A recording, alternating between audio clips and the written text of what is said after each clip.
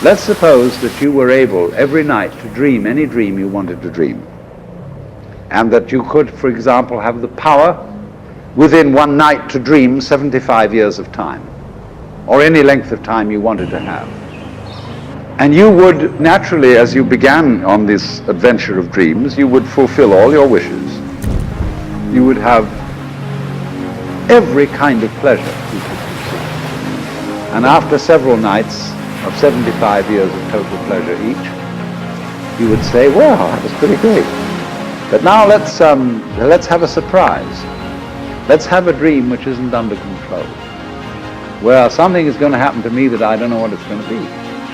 And you would dig that and come out of that and say, wow, that was a close shave, wasn't it? And then you would get more and more adventurous, and you would make further and further out gambles as to what you would dream. And finally, you would dream where you are now.